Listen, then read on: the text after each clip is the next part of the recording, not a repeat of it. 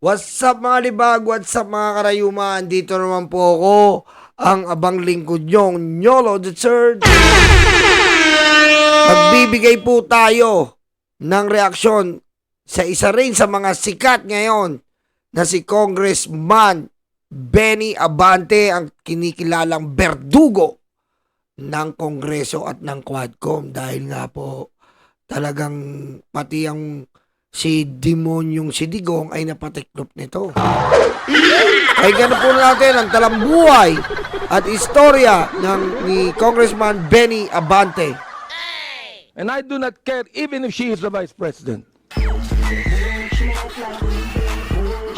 Grabe, no? Tapang eh. I will not allow that Congress will be insulted. Niloloko mo kami mga Pilipino. Yun ang ibig sabihin. Pakisabi nga sa kanya, niloloko kami mga Pilipino. Niloloko mo kami. Sabihin mo. Alam niya eh. Teka. Alam mo, di ba? Niloloko. Alam mo yung niloloko? Kunyari ka pa eh. Niloloko mo ko eh. My goodness naman, Colonel Garma. You are the director. The director. Hindi ka pinapaniwala na hindi mo alam sa mga nangyaring ito. Ito na nagte-testimony. Napatay ang kanyang anak. Ikaw, umiiyak ka dito nung kinontem ka namin sapagkat naalala mo yung anak mo. Ito, napatay yung anak niya.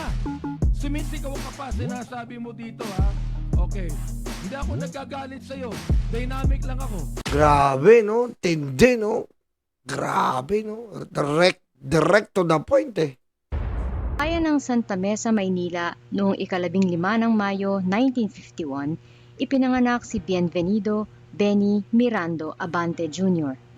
Siya ang panganay sa 4 na anak ni Reverend Bienvenido o Abante Sr., isang masigasig na pastor, at Priscilla Mirando, isang mapagmahal na ina. Bata pa lamang, tinuruan na si Benny ng mga aral ng pananampalataya na magiging gabay niya sa buong buhay. 2 sa kanyang nakababatang kapatid ay naging mga ministro din.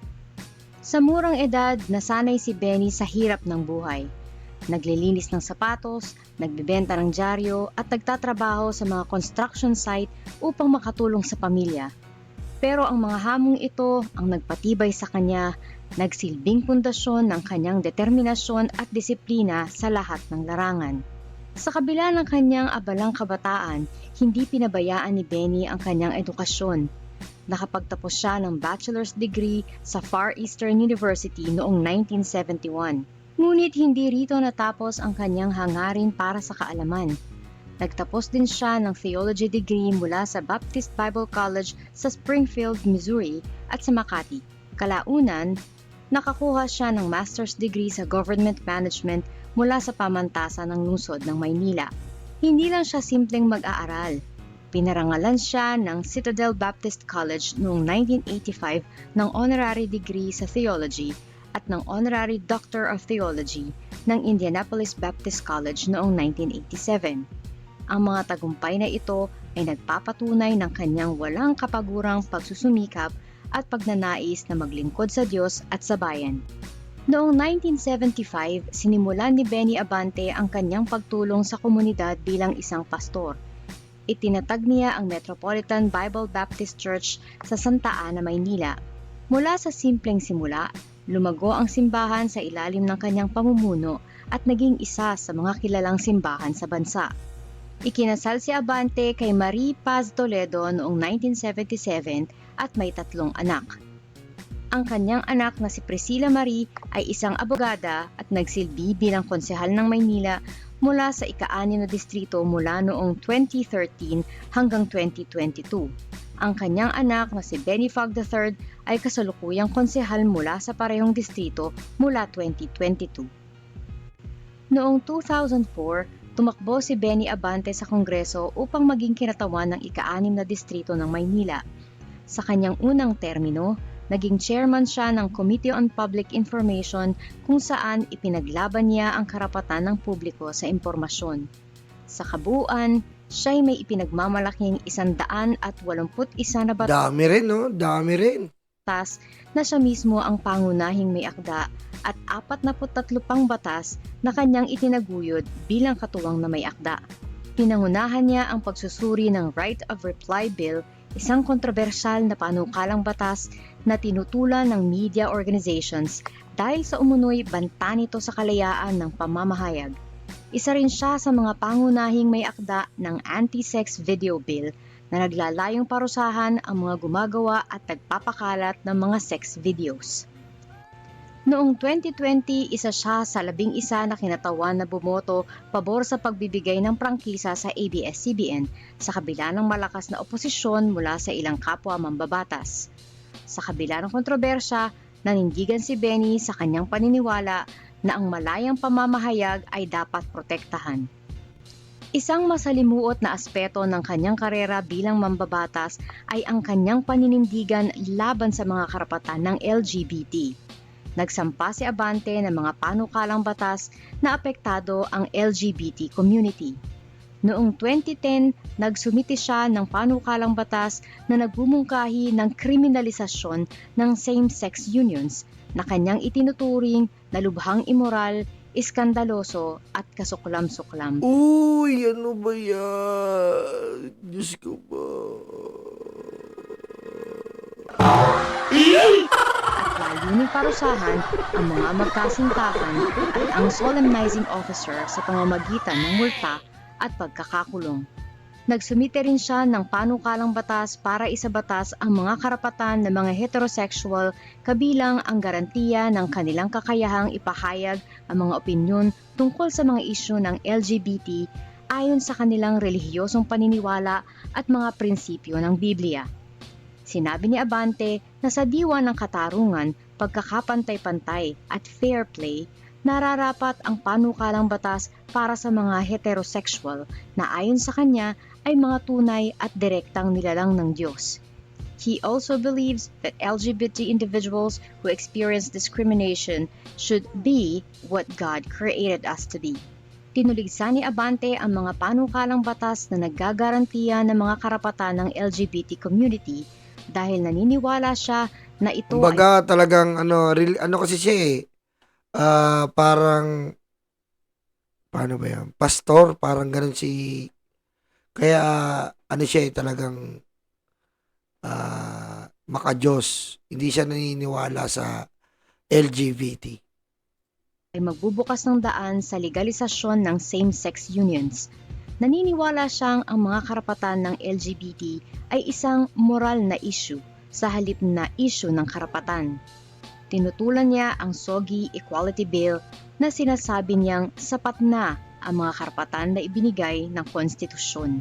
Sa kabila ng kanyang mga paninindigan, sinabi ni Abante na hindi siya nagdidiskrimina laban sa LGBT community at mayroon siyang mga taga-suportang kabilang sa LGBT. Sa panahon ng kanyang pagiging mambabatas, gumanap si Benny Abante ng mahalagang papel sa pagtugon sa mga sensitibong issue tulad ng extrajudicial killings o EJ case at Philippine Offshore Gaming Operators o POGOs sa iba't ibang pagdinig ng Kongreso, kasama na ang mga pinamunuan ng Quadcom ng House of Representatives, isang pinagsamang komite ng iba't ibang komiteng pangkongreso. Bilang isang mambabatas at pastor na may matibay na relihiyosong paniniwala, ipinahayag ni Abante ang kanyang mga alalahanin tungkol sa mga paglabag sa karapatang pantao, partikular na ang EJ case na naging sentro ng diskusyon sa ilalim ng Administrasyong Duterte at sa kontrobersyal na kampanya laban sa droga. Sa mga pagdinig ng Quadcom na may kaugnayan sa EJ case, iniulat na nagpakita si Abante ng balanseng pananaw. Pinagtibay niya ang pangangailangang panatilihin ang katarungan at tiyakin ang proteksyon ng karapatang pantao habang sinusuportahan din ang pagsisikap ng pamahalaan na sugpuin ang iligal na droga. Nanawagan siya ng pananagutan mula sa mga ahensya ng pagpapatupad ng batas at binigyan diin ang kahalagahan ng due process. Hindi rin siya nag-atubiling magbigay ng kanyang pananaw sa kontrobersyal na issue ng Philippine Offshore Gaming Operators o POGO. Sa mga pagdinig na kaugnay ng kontrobersyal na operasyon ng POGOs, binigyang diin ni Abante ang mga moral at etikal na alalahanin tungkol sa paglaganap ng online gambling sa Pilipinas. Tinanong niya ang mga panlipunan at pang-ekonomiyang epekto ng POGOs, partikular na ang mga aligasyon ng iligal na gawain tulad ng human trafficking, money laundering at iba pang mga krimen na nauugnay sa mga operasyong ito. Binigyang diin din ni Abante ang pangangailangan para sa mas mahigit na regulasyon at transparency sa industriya ng pogo at ipinahayag ang kanyang pangamba tungkol sa pagdagsa ng mga dayuhang manggagawa at ang posibleng paglabag sa mga pinahahalagahan ng mga Pilipino. Sa kabuuan ng pagdinig na ito, ipinakita ni Abante ang kanyang matibay na paniniwala sa pagpapalaganap ng moralidad sa pamahalaan, pagpapatupad ng batas, at pagprotekta sa kapakanan ng mga Pilipino. Madalas niyang binibigyang diin ang kahalagahan ng etikal na pamantayan sa pagtugon sa parehong krimen at paglago ng ekonomiya. Sa likod ng mga kontrobersya at hamon, si Benny Abante ay nananatiling matatag sa kanyang paniniwala, isang lider na hindi natatakot manindigan, isang lingkod bayan na patuloy na naglilingkod sa bayan at sa Diyos. Para sa inyong suggestions, Grabe, no? Grabe talaga, no? Biro mo, no? Matindi rin pala ang ano ni Congressman Benny Abante. Matindi, no? Kaya nung nagharap sila sa Quadcom, matindi yung mga binahanat niya, eh. Di ba nung nagharap sila sa Quadcom, matindi yung mga binahanat niya, eh. Matindi pala talaga siya, no? Congressman Abante. Kumbaga, makajos na, di ba? Makajos na, talagang makikita mo yung pagiging makabayan sa kanya, eh. Ibang klase. Saludo, Congressman Abante, ha. Ang lupit pala, no? Ngayon ko lang nalaman yun, ha.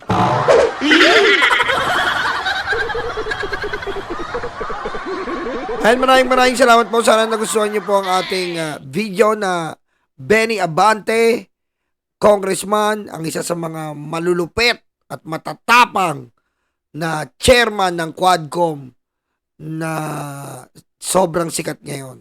At sana po nagustuhan nyo.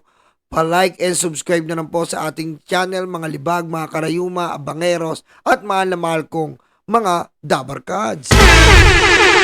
Ako na naman po ito, Nyolo the Third. Maraming salamat po. Paalam!